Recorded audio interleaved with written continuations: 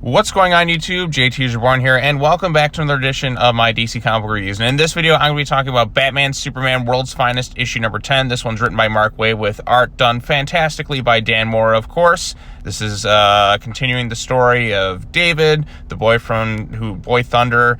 He was kidnapped by the Joker. You got Joker in here. You have the Key, Batman, Superman, the Titans, all involved. And there is a very interesting revelation that happens at the end of this thing. I'll admit, I was kind of confused at who it was, so I had to look it up. I'm like, oh, that's who that was. Wow, that was a very surprising reveal. Like I said, I'd forgotten about a lot of what happens in a specific story that the ending kind of references. But if you don't want spoilers, I recommend reading this thing beforehand and watching the rest of the video, because it is a very surprising reveal, which I'd forgotten about. Like, who is that again? Oh, because I hadn't seen that character in quite a long time, so it was just kind of one of those sort of moments.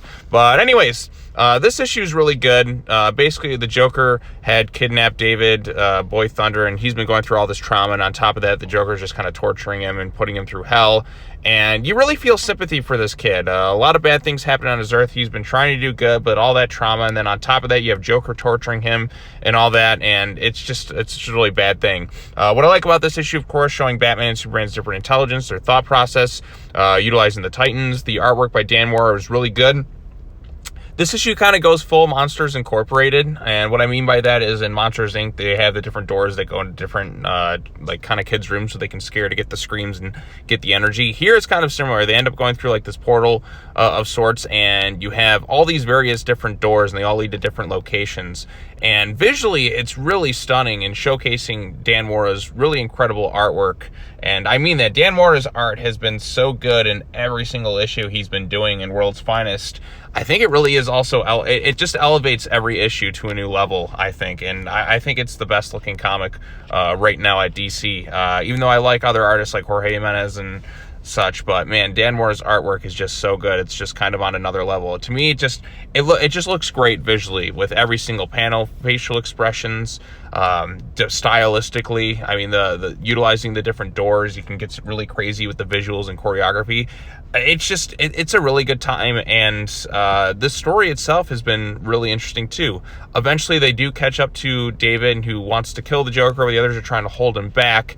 And the ending reveal, once again, is that he's the villain Magog from Kingdom Come. So there you go. That's who David secretly is, or he could inevitably be. That is a nice, surprising ending. And it's one that I think a lot of people didn't see coming. When I saw it, I'm like, wait a minute, who's that character again? And then you had to look it up, like, oh, yeah, because that character has not been in anything, I think, in like a decade or so. But they are from Kingdom Come, and it is interesting to see. So, yeah, surprising reveals, fantastic artwork.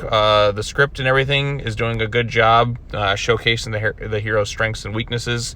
The Key has been kind of interesting, too. Joker doing his thing, and actually a Joker story that I am enjoying.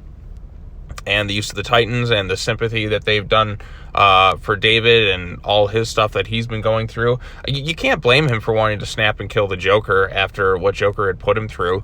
But like I said, this is a really strong issue, strong visually, good scripts, and very exciting reveals towards the end of it. I can't recommend World's Finest enough. I think it's been consistently for a while the best comic at DC. Yeah, I enjoyed the Robin book too, but man, World's Finest has not really missed in any issues. Even if there's one issue that may not be as strong as some others and didn't quite live up to some of the expectations of other issues, there's no bad issues of World's Finest.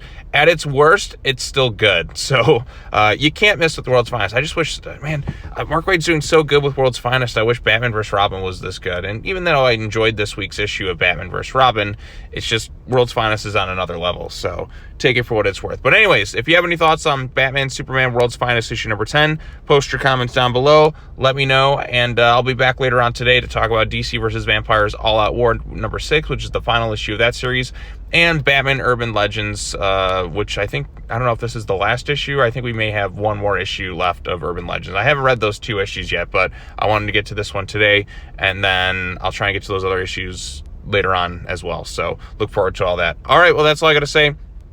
As always, take care now. Bye-bye then, and I will see you all in the next video. Peace.